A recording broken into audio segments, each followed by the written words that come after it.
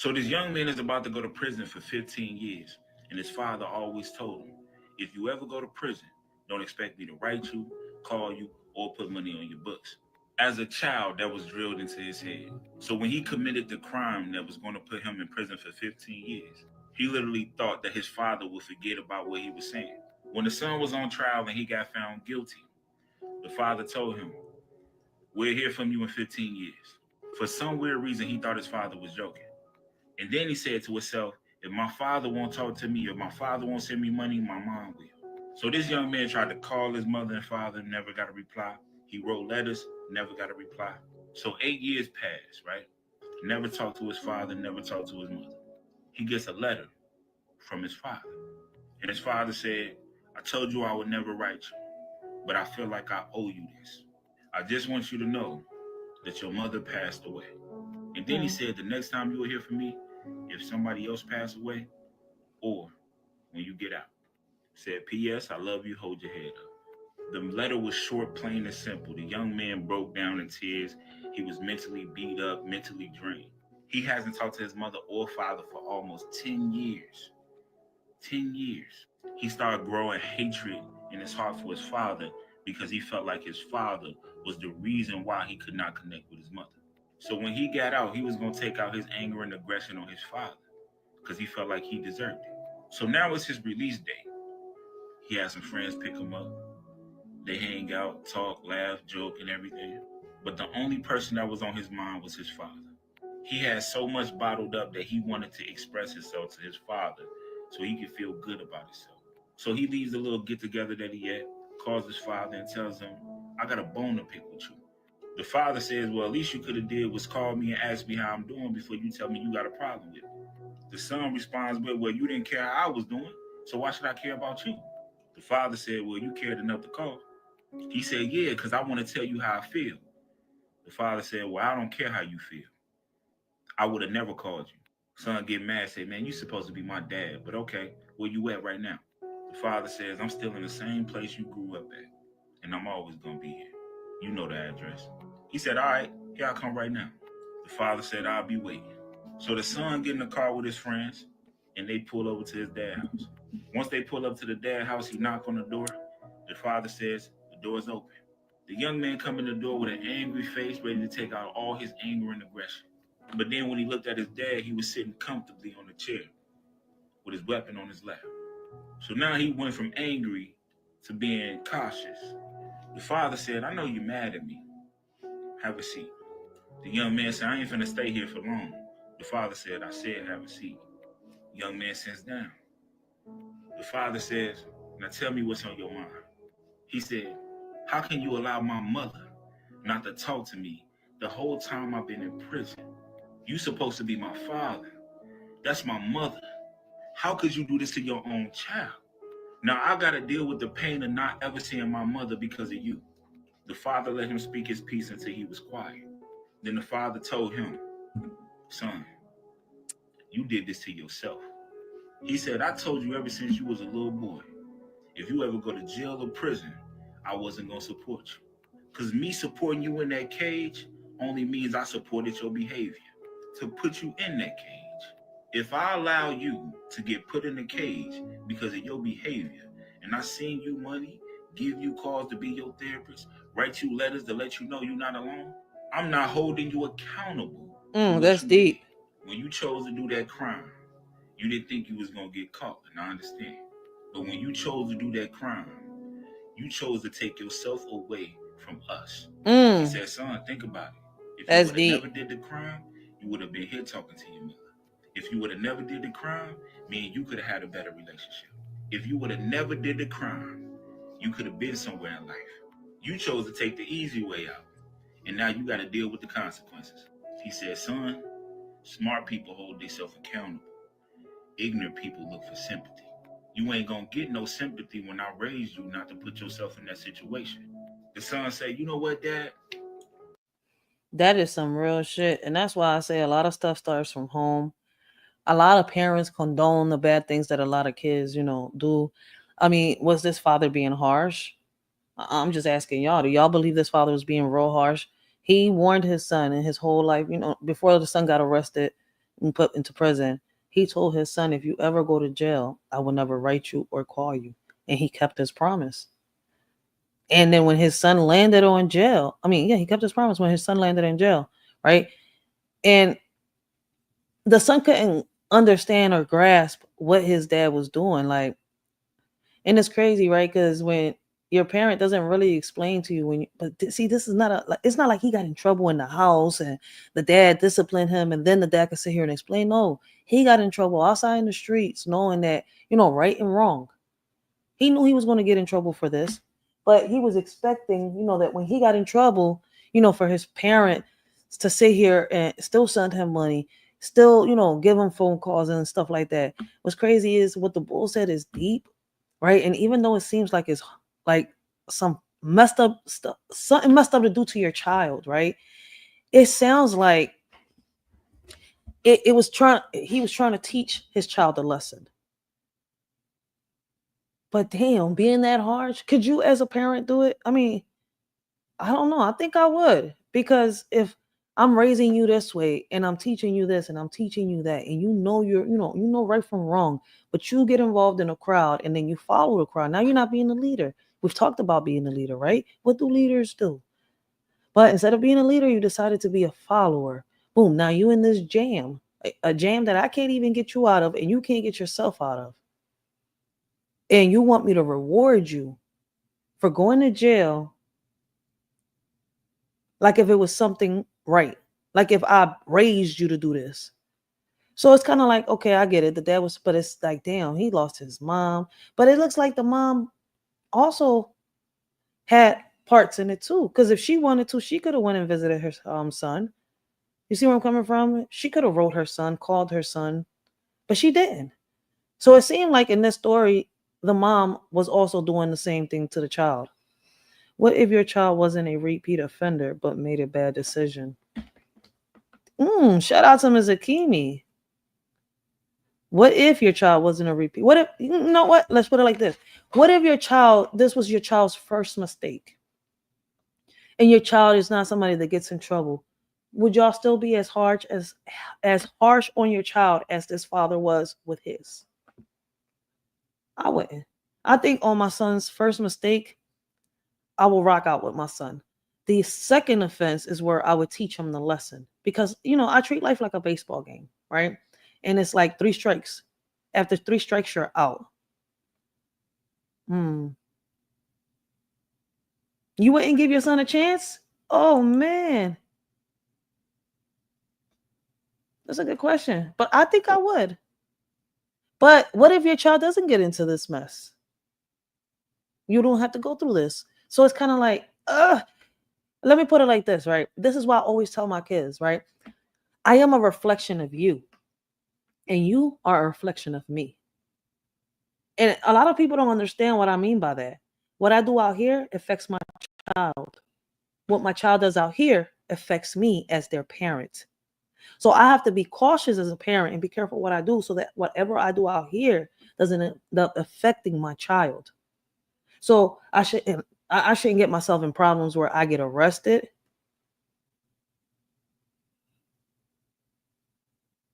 Oh, I know what you're saying. I know what you were saying, but I was breaking it down for other people's. So it's kind of like, yeah, let me put this up there. Yeah, because that also just backs up what I'm saying a little bit. It piggybacks off what I'm saying. Facts. That's why I was trying to break it down. I don't know if you noticed when I just jumped off and I just like, you know what? Let me put it like this. So I just use myself more as an example instead of talking about other people. So if I confuse people, I apologize. I just, instead of talking about others, I use myself as an example. So I apologize if there was a big confusion, but Miss Akimi is right. But a lot of people, this no would be what this father would be saying. But there's a lot of parents, like I said, on the first offense, second offense, no. Life is like a fucking baseball game. You got 3 strikes, right?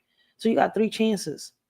3 chances to get your shit together. I'm not giving my child another, chance to make the third mistake. So, yep. And this is something I always say. We shouldn't give up on our children so easily, and that's a fact. Yo, shout out to Ms. Akimi. Make sure y'all go check out Ms. Akimi. Yo, great conversations, great topics. You won't be disappointed, yo. Like, you gonna love her. Trust me, trust me, trust me. She makes great talking points, and Ms. Akimi will test your noggin and get you to start thinking. She will test your noggin. So, like, once again, like I said, you are a reflection of your child, and your child is a reflection of you. And like Mr. Kim, you just said, don't give up on your child so easily. Like, we can't. So many parents do that. But would y'all be as harsh as this parent was, as this father was? Like, the mom died in jail, and then he wrote a letter. Like, I told you I wasn't going to write, but I feel like I owe you this. He let the son know he loves him and everything, but it's like he was being real harsh. But we don't even know if this was the son's first mistake or second mistake either, right? So he's just telling us a story. And we don't know if it was the second offense, third offense, or what, and why that. But it seems like it is the first offense from the way the story is going. It just wasn't said if it was a first or second offense. But shout out to these parents out here, yo. Like, on some real shit. We can't give up on our kids. We got to listen to them. And the same way that our kids' actions will affect us, our actions affect our kids too. So we have to take accountability. And I tell people, man, we think that as parents, we're the teachers teaching our kids, when in reality, our kids are the teachers and we are the students. Because every day you learn something new with your child. Every single day you learn how to be a parent. Your child teaches you something every day that helps you make the decisions that you make in your life and helps you make this family that you're having with your kids. Like, hopefully I said it right. Like, I didn't want to make this so long, but man, shit be crazy, man. It's crazy. It's crazy. It's crazy. But let's continue to listen to the story, man. It's deep. This is deep, yo. This is deep. Like, let me leave. Can I copy the video? Wait, over here. No, oh, it was over here. What the fuck is Telegram? We have something called Telegram now?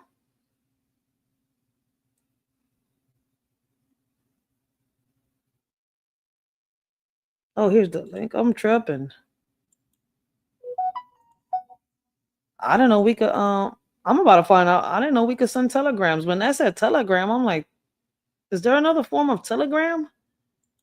I need to go back to the dictionary. But the link to the video is right there in the chat for anybody that wants it. Is there an app called Telegram? I didn't know we could see, it says share to Twitter, share to Telegram. It sure as hell is not Instagram. I don't know. But let's continue. I get what you're saying.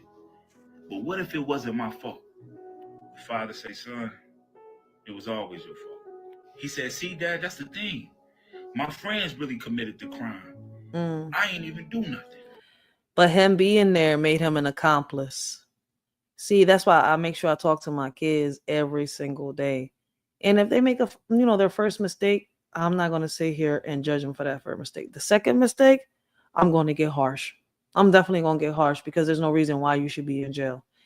So I'm not going to reward you. You're going to go through it. You're going to feel it. You made your bed. Now you got to lie in it.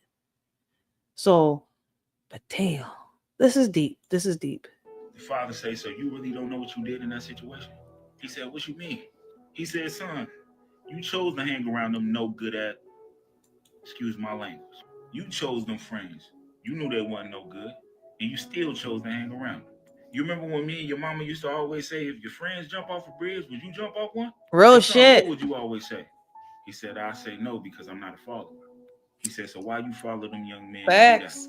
You want me to have sympathy for you jumping off a bridge because your friends did it? He said, Facts. take accountability, son. Because the moment you take accountability is the moment you become a man. He said, but Dad, I did take accountability. I know I committed the crime. He said, you didn't take accountability because you just told me you did. Now the young man is looking at his father like, man, he 1,000% right. The father tells him, I still love you. I support you being a better man, but I will not support your bad decisions. Father said, I would hug you right now, but I still don't trust you. I'm going to ask you to leave my house. Young man had a tear drop out his eye and say, Dad, I love you. And thank you for the real love. He said it was tough on me, but I know you really love me. The young man jumped in the car with the friends that came and picked him up and realized that these is the same guys he was committing crimes with. Then he started realizing that as long as he been in jail, these people ain't getting nowhere in life. The next morning, he cut off every friend he had because after 15 years, they should have been somewhere in life. They still in the streets, no jobs, doing the same thing. And when that young man started holding himself accountable for all the decisions that he made, he became a mentor for young women and young men to put them back on the right track. Found him a and good that's how woman it and be. created multiple businesses. And all the dudes he used to kick it with back in the day say, man, you acting funny. You don't kick it with us anymore. Why is that? He told one of his friends, I lost 15 years of my life. And when I got out, I chose to be somebody. You wasn't even locked up and you wasted 15 years of your life. And you still a nobody. Yo, that's some real shit. He came to the realization that he spent 15 years becoming a follower, right? He didn't really understand what his dad was saying, I guess. That's why I'm saying that, their first mistake, I wouldn't sit here, and be so harsh. But it's kind of like, damn, the dad was harsh on his first mistake, if it was the first mistake, right? And the son came home and he wanted vengeance towards the dad. He had all this hate in his heart, blaming his dad for everything, right? But it seems like after this talk that he had with his dad, right? This is why I say we need more fathers in our kids' lives, but that's a topic for another live. But anyways, after he had this conversation with his dad, his whole, the way of him perceiving things is different. His way of viewing things was different. And he decided to do a whole 360, a whole 180, like, and change his life around. He cut off the friends that he shouldn't have been around with, right? And he met somebody, picked himself up. What he should have did from the beginning, right? And so some of us don't learn from the first mistake. Some of us learn after the second mistake. But it seems that the way the dad did this helped the son become a better man, even though it was 15 years later. Some kids don't get the message right away. Some kids, it takes a minute for them to understand what's being said to them. Shit, I was one of them. It took me a minute, right? And what's crazy is once we learn how to take accountability for our actions, stop pinpointing the finger and blaming others for what we have done, for the choices that we made in life, our life completely changes. When we stop making excuses for what we have done, our life changes. But there's people that's going to sit here and tell you that's not true. That's not possible. Why? Listen, man, misery loves company. That's the best thing I could tell you, man. Don't hold yourself back because somebody else feels some type of way. Crazy part about this story is it's based on a true story. I did tweak it to help people understand that it's the choices that you make in life that'll get you in certain places in life. So whether good or bad, the choices you make is because of your free will. And the person that always hold themselves accountable is the person that will always grow. So this young man is about Joe. He had nothing but great talking points, yo.